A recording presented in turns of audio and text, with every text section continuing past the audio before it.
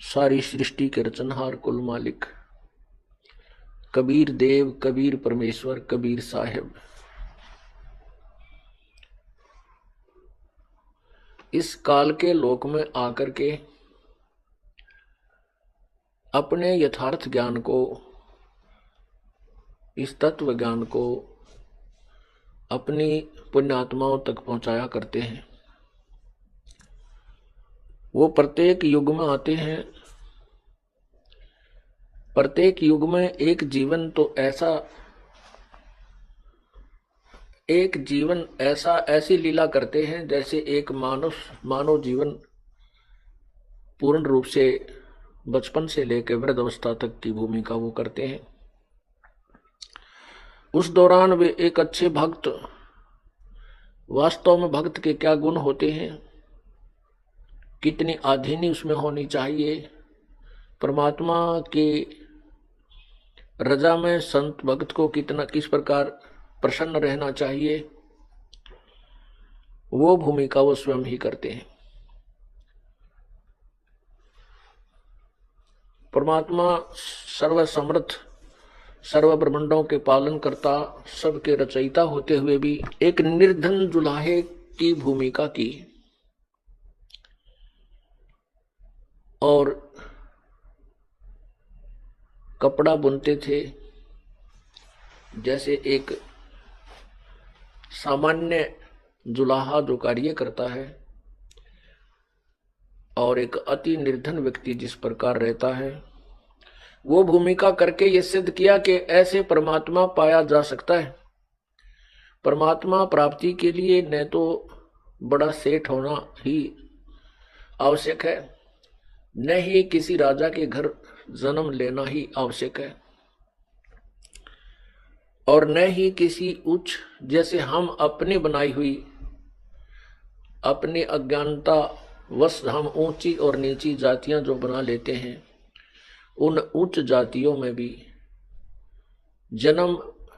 उन ही उच्च जातियों में ही जन्म मात्र से जी परमात्मा प्राप्ति नहीं। परमात्मा प्राप्ति मानव जीवन हो, परम संत उसे मिल जावे, चाहे वो राजा है, चाहे रंक है, सेठ है या निर्धन है, वो चाहे ब्राह्मण है चाहे शूद्र है, जो परमात्मा की प्रत्येक मर्यादा को निभाता हुआ और संत अपने गुरुदेव की आज्ञा का पालन करता हुआ सतभक्ति करता है, तो दोनों की, उन सभी की मुक्ति संभव है। अन्यथा चाहे को कितनी उच्च जाति में उत्पन्न हो, चाहे वो कितनी निम्न जाति में उत्पन्न हो, चाहे कोई सेठ बना हो, चाहे कोई निर्धन हो, परमात्मा प्राप्ति नहीं हो सकती। जिनको तत्व ज्ञान नहीं मिला, परम संत नहीं मिला।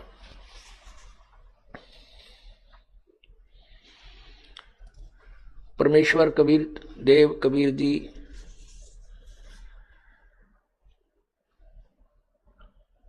उन अज्ञानी संतों के द्वारा फैलाए उस अज्ञान को समाप्त करने के लिए अपना तत्व ज्ञान प्रचार किया करते थे। वो हिंदू तथा मुसलमान दोनों को ही समझाया करते थे।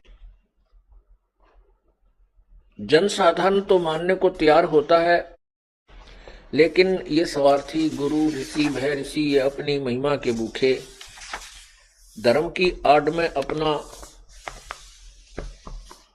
अपनी दुकान चलाने के कारण वे यथार्थ ज्ञान को जनसाधारण तक नहीं जाने देते। उसका भयंकर परिणाम आज तक हमें भोगना पड़ रहा है।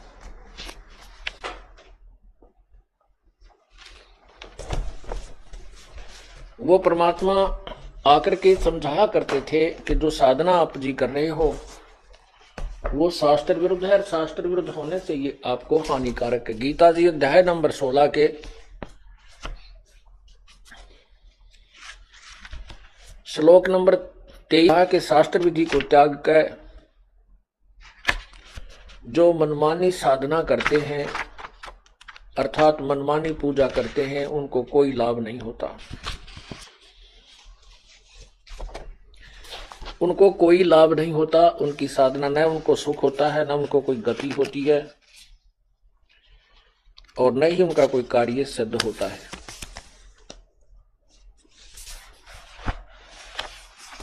परमात्मा वही ज्ञान जो वेदों और गीता जी में लिखा है अपनी साधारण भाषा में सुनाया करते थे, लेकिन उन स्वार्थी लोगों ने